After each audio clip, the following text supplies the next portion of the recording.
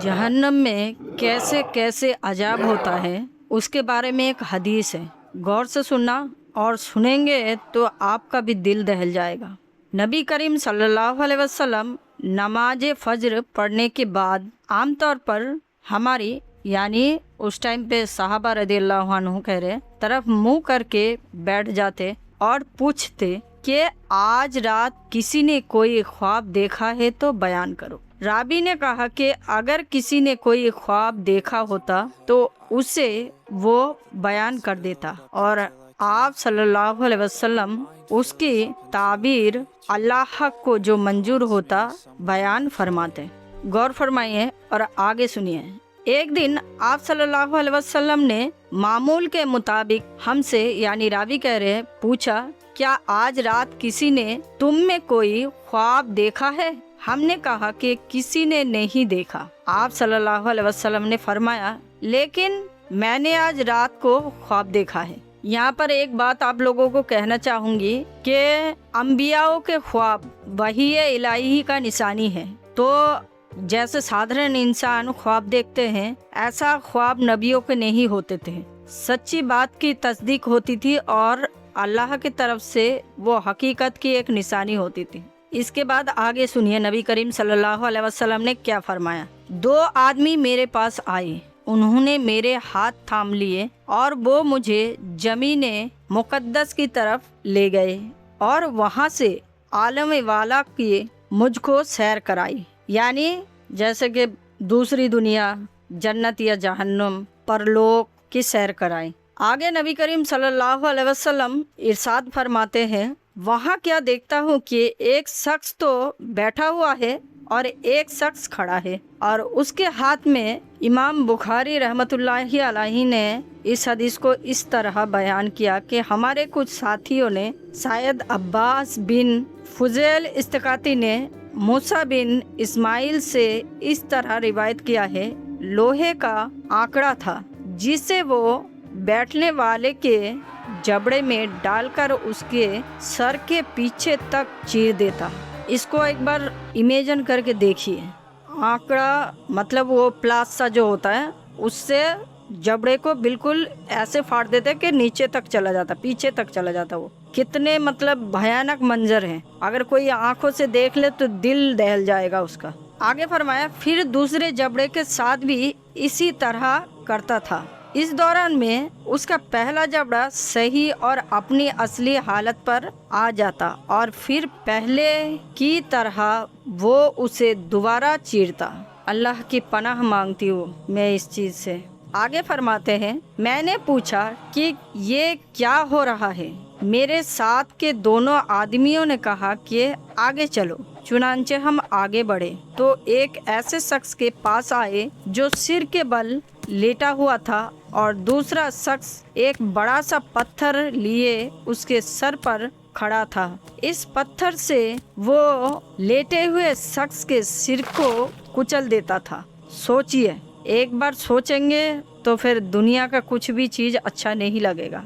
जब वो उसके सर पर पत्थर मारता तो सिर पर लगकर वो पत्थर दूर चला जाता और वो उसे जाकर उठा लाता। अभी पत्थर लेकर वापस भी नहीं आता था कि सिर दोबारा सही हो जाता। ये अल्लाह की एक कुदरत है। दुनिया में कुछ भी हमारे साथ होता है, जैसे किसी का हाथ टूट गया, पैर टूट गया, फ्रैक्चर हो गया, जब तक डॉक्टर को दिखाओ वो सही होता है, लेकिन बिल्कुल उसी असली हालत में नहीं आ पाता। लेकिन वहाँ अल्लाह की कुदरत है, इसलिए जैसे था वैसा ही दोबारा हो जाता था। आगे कहते हैं, वापस आकर वो फिर उसे मारता।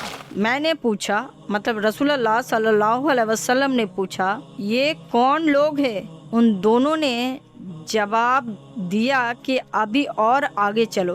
चुनांचे हम आगे बढ़े तो एक तंदूर जैसे गड़े की तरफ चले। उसके ऊपर का हिस्सा तो तंग था लेकिन नीचे से खूब कुसादा था। नीचे आग भड़क रही थी। जब आग के शोले भड़क कर ऊपर उठते तो उसमें जलने वाले लोग भी ऊपर उठ जाते और ऐसा मालूम होता कि अब वो باہر نکل آئیں گے، لیکن جب شعلے دب جاتے تو وہ لوگ بھی نیچے چلے جاتے۔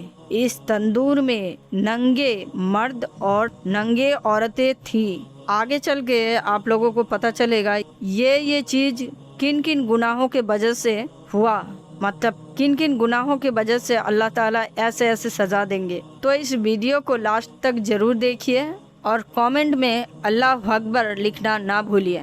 آگے نبی کریم صلی اللہ علیہ وسلم کہتے ہیں، میں نے اس موقع پر بھی پوچھا کہ یہ کیا ہے؟ اس مرتبہ بھی جواب یہی ملا، کہا کہ ابھی اور آگے چلو۔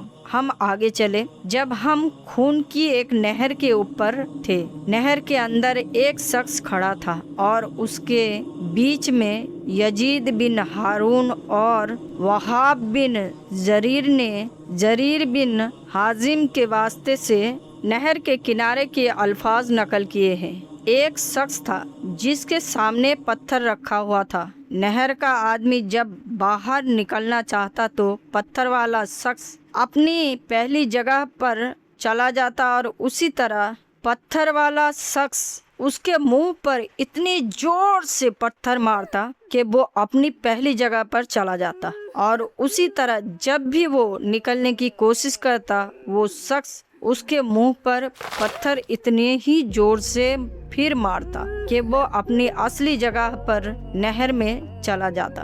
تب رسول اللہ صلی اللہ علیہ وسلم نے پوچھا، یہ کیا ہو رہا ہے؟ انہوں نے جواب دیا کہ ابھی اور آگے چلو۔ چنانچہ ہم اور آگے بڑھے اور ایک ہرے بھرے باغ میں آئے۔ اس میں ایک بہت بڑا پیڑ تھا۔ اس پیڑ کی جڑ میں ایک بڑی عمر والے بزرگ بیٹھے تھے اور ان کے ساتھ کچھ بچے بھی بیٹھے ہوئے تھے۔ پیڑ سے قریب ہی ایک شخص اپنے آگے آگ سلگا رہا تھا۔ وہ میرے دونوں ساتھی مجھے لے کر اس پیڑ پہ چڑھے۔ اس طرح وہ مجھے ایک ایسے گھر میں لے گئے کہ اس سے زیادہ حسین اور خوبصورت بابرکت گھر میں نے کبھی نہیں دیکھا تھا۔ اس گھر میں بوڑھے، جوان، عورت اور بچے سبھی قسم کے لوگ تھے۔ میرے ساتھی مجھے اس گھر سے نکال کر پھر ایک اور پیڑ پر چڑھ کر مجھے ایک اور دوسرے گھر میں لے گئے جو بہت ہی خوبصورت اور بہتر تھا۔ اس میں بہت سے بوڑھے اور جوان تھے۔ میں نے اپنے ساتھیوں سے کہا، تم لوگوں نے مجھے رات بھر سیر کرائی، کیا جو کچھ میں نے دیکھا اس کی تفصیل بھی کچھ بتاؤ گے؟ آپ کو کیا لگتا ہے نبی کریم صلی اللہ علیہ وسلم کو جو دو دوست لے کے گئے تھے ان کا نام کیا ہو سکتا ہے؟ کیا وہ انسان تھے؟ اگر اس حدیث کے بارے میں کسی کو جانکاری ہے کامنٹ میں ضرور لکھیے کہ وہ دو شخص کون تھے، انسان میں سے تھے یا فرشتوں میں سے؟ اگر فرشتوں میں سے تو کون تھے اور انسان میں سے تو کون تھے؟ اگر آپ کو نہیں پتا تو اینڈ تک سنیے، آپ لوگوں کو پتہ چل جائے گا وہ دو شخص کون تھے۔ اور یہ جو اتنے سارے سزا آپ لوگوں نے سنا ہے، کیوں ان کو یہ سزا دی جا رہی تھی، اس کا بھی ایکسپلین کیا ہے آگے چل کے، مطلب آگے چل کے نبی کریم صلی اللہ علیہ وسلم کو بتایا ہے کس لیے یہ سزا ملی ہوئی تھی ان کو۔ تو غور سے سنیے، چلیے آگے بڑھتے ہیں۔ جب نبی کریم صلی اللہ علیہ وسلم نے پوچھا کہ ان سب چیزوں کے تفصیل بھی بتاؤ گے تو انہوں نے کہا ہاں وہ جو آپ نے دیکھا تھا اس آدمی کا جبڑا لوہے کے آکڑے سے پھاڑا جا رہا تھا تو وہ جھوٹا آدمی تھا جو جھوٹی بات بیان کیا کرتا تھا۔ معاذ اللہ تعالی ہمیں توفیق دے جھوٹی بات بیان کرنے سے بچے ہم لوگ۔ اور یہ جھوٹی بات کیوں اتنی بڑی گناہ ہے؟ اس سے وہ جھوٹی بات دوسرے لوگ سنتے، اس طرح ایک جھوٹی بات دور دور تک پھیل جایا کرتی تھی۔ تو آپ لوگوں نے سوچا، کبھی کبھی ہم لوگ ایوے ہی جھوٹ بول دیتے ہیں لیکن وہ بات کہاں سے کہاں تک جا سکتے ہم سوچتے بھی نہیں ہیں۔ اب سے کبھی بھی بات کرتے ٹائم پہ دھیان رکھا کریے، میں بھی انشاءاللہ دھیان رکھا کروں گی۔ اس وجہ سے اسے قیامت تک یہی عذاب ہوتا رہے گا، اللہ خیر کرے۔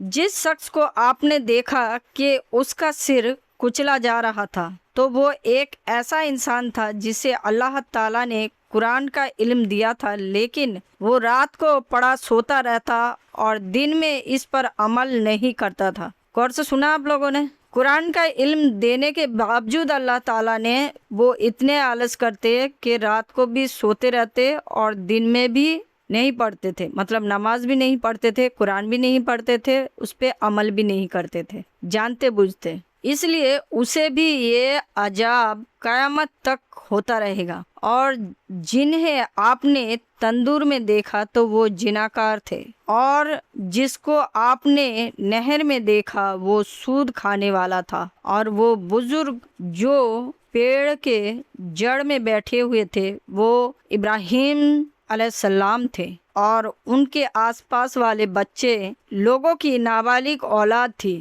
اور جو شخص آگ جلا رہا تھا وہ دوزخ کا دروگا تھا، اور وہ گھر جس میں آپ پہلے داخل ہوئے جنت میں عام مومنوں کا گھر تھا، اور یہ گھر جس میں آپ اب کھڑے ہیں یہ شہیدوں کا گھر ہے۔